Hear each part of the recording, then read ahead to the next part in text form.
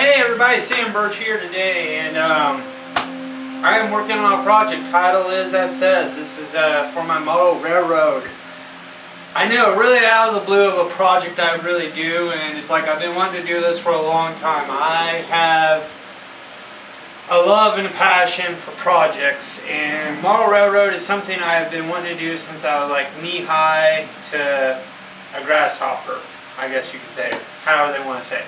But I've been wanting to do this project for a really long time. A lot of road stops have been getting in my way from doing this. It's not much money, it's always been time and space.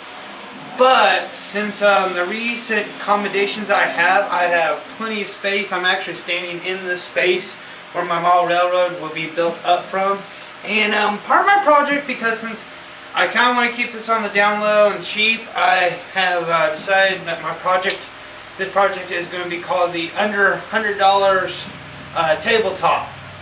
So what's the idea of this? The whole idea is try to be under $100 in making the base tabletop for my table. So just enjoy this video. I'm just going to go over things. I'm not going to do anything special like a montage or play some cheesy 90s music. I'm just going to go over everything I'm doing so far, and this will be part one. And we'll see how many parts and how much this is going to cost me altogether. So some of the items I'm going to be using for this is nails. These are for paneling. They are 1 5/8 inches. I'm using those. Due to the type of some of the boards I'm using, I decided to go with a smaller nail. And trust me, this will work out for the better of it all. And I got some corner brackets. I'm going to use these 2 on corner and some for the center board, just depending on how things work out for me. But this is the ideal what I'll be using, so let's move on. Alrighty, let's talk about the wood. I thank you. So here it is. I got 3 1x4 8-foot long strips because my table is going to be a 4x8 length. And I got some of these small panelings, and you'll see what they're going to play for. They're just the, let me see, they're 1/4 by 1/2 inch. So there you go, and they're 6-foot strips, but they play an important part. And then here are the 1x4, 8-foot long. I split in half, and this saves me up some cutting time. I did this at Home Depot. They don't charge extra. So there's all the wood right there. And I'm going to start putting this thing together slowly, and we'll just go over as we go. Hey everybody, so here is what the table looks like so far. Let me get a close-up real quick. I put one of the corner brackets right here to give this board so there's not so much weight and tension on it, and it won't bow out as easy. This is just for security measures, so I put a corner bracket right here. Tacked some of these nails into it. Did the same thing over here. Let me zoom up real quick for you. So yeah, there it is. Did that on the same side. One thing I do want to say is measurement is important. Let me zoom out real quick. Measurement is really important because with boards, even though they say they're like 4x1 or something, they're always off by a little bit. And that's one thing I had is 4x8. Center of them is actually 1.1 inch and 1 7/8 inches. That's in a 16th setting, 16th increments. So that's what I had to put mine on. But I mean, they're dead center. Always measure, because if your center board's not going to be centered, the rest of this frame will just go to hell. Because if it's not centered, it's not going to be angled, it's not going to be correct, and it's going to look like crap, and you're going to waste money. So next part I'll be putting on the sideboards. Alrighty, so as you can see right now in camera view, I have built up the side frames. I put a corner bracket right here to make it sturdy. And then on the opposite corner from that one is that one. I might later on put another set of corner brackets there. I'm just going to see how well this thing holds up. Sort of critique it. Like I said, I'm kind of going with the flow when I'm doing this. So next part I'm going to get those thin sheets and I will show you what I'm going to do with them. Alright everybody, Sam Birch here. So the frame is done and I just want to go over it just a little bit. Like I said before, my budget for this frame is going to be $100, and that's just the wood and parts it takes to make it. This does not include the foam. I'm counting as a separate. But so here's the frame. I got the 8x4s right here. Like I said in the other video, I put the corner brackets in them to give them more support. This is a 1x4 down the center.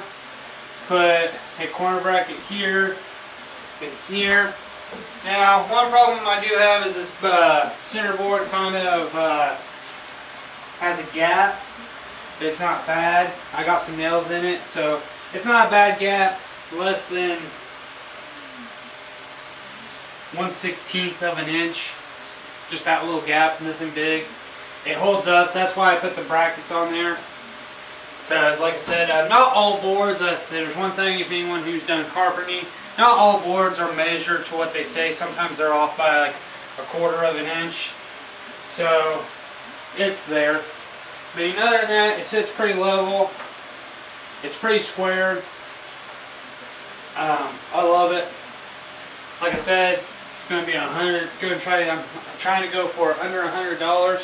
And I feel like with this frame, with being as lightweight as it is, it's not hard to lift or pick up. Would recommend 2 people.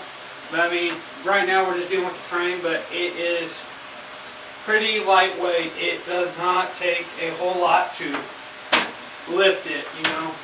Pretty sturdy. Use some nails. I used a lot of nails. You will notice if you look right about here, there are some nails sticking out. I'm leaving those out so when I put the foam padding on and I since I'm about to put liquid nails just on the beams alone, it's going to be a little tricky, so I figured with those nails it'll give it a little bit more grip, bite. I'm doing 2 layers of foam when I put this in here, but like I said before, I'm not counting this for the table. I am just talking about how much I'm spending into it. But so my original design, sorry I lost track of my original design was to have the center board run down the center, and I measured it out even. It is centered down there. So I measured, lined it up, boom, put it down the center. That was my original plan for the base frame, and then have some side supports. My original idea was just to have these 1/4 inch strips, run 3 down every 2 foot, and since there'd be 2, 4, 6, 8. Might not be. Yeah. Basically, basically when I measured every 2 foot, I had 3 running across it. Sorry. And I liked it, but then when I started getting more like moving it around and trying to like rotate it, I noticed it was really flimsy. Horizontally, it would lean more, even with those corner brackets in it. So, luckily enough, since we're doing since these are going to be, they were 4 foot across for the boards to be cut, all I really had to do was put the edge up, nail it, and cut off the excess, which gave me 2 foot. So since I don't like to waste material, and I really don't, since I'm trying to be as, less loss, and instead of having less in cost, losing more in cost, and having scrap laying around, I ended up using the scrap pieces to make these corner brackets. And I bought 6 of these, and I had a couple left over. So I used 2 of them and just ran them across diagonally and just started dead center them, get there. So I mean, that's the basic framework of mine so far. Anyone who is actually into making model trains and stuff would like to give me some advice and whatnot, or tell me what you think of my frame so far, that'd be great. I greatly appreciate it for feedback. Another thing is I'm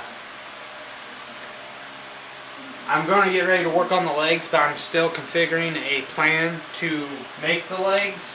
I know they're going to be on the outside. I'm thinking something like on the outside here, but I'm also thinking for benefit wise, it'd be good if I had a way to unscrew the legs onto it. So part of my plan is to I'm going to work on a design to make the legs attachable and detachable. So if I have to move or something, I can take the legs off, no problem. So that's a design I'm working on. This is all sort of just freehand idea. Kind of took some ideas from different people's structures and ideas, kind of configured weight and stuff. And I know for a fact with model trains, they don't weigh as much as people think they would, and I don't plan on doing like anything crazy with this model besides some light work, but plaster wise I don't think I'm going to do something too crazy in plaster until I can get an idea if I can do a tunnel on this track and do some lightweight plastering with it. I'd do it, but I'm a little curious how it's going to be if I have too much plaster on there, how it's going to support this frame, because like I said, I want this to be a lightweight frame. So other than that, I'm going to go over the cost because part of this challenge is to be under $100. And so excuse me if my math is a little jittery, but so I'm minusing $1 because I bought a Mountain Dew while I was getting the brackets and the nails from Walmart. So $1.97, $1.97, you're looking about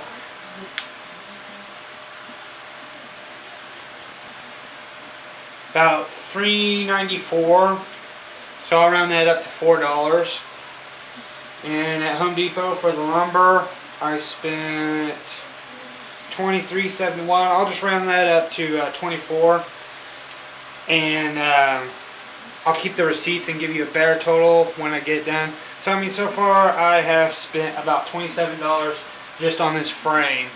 And that's just a roundup. Like I said, I'm going to go through and do the actual math, but I want to get everything first. And the whole goal is to try to keep under $100, and I feel like this will be a possibility, but I don't know yet because like I said, I've still got the legs to go, and depending on how I'm designing them, that could require more complex tooling. I know what I'll probably end up having to get is one idea is to V it with some boards and run some nuts and bolts into the corner right here. That's one idea I was thinking, is just have some bolts out here, and just tighten them up with nuts, and that's how the legs are removable, because I also have to configure that when I make this railroad track, when I have to configure when I'm making this railroad track if how it's going to fit with the foam. Because like I said, this frame is supposed to be under $100 and lightweight, but I feel like if I have a good setup with it and I can do some like nuts and bolts kind of thing, I think it'll work out so much better. But we'll see in the future time to come. So this is Sam Burge, and so far this project we have spent $30.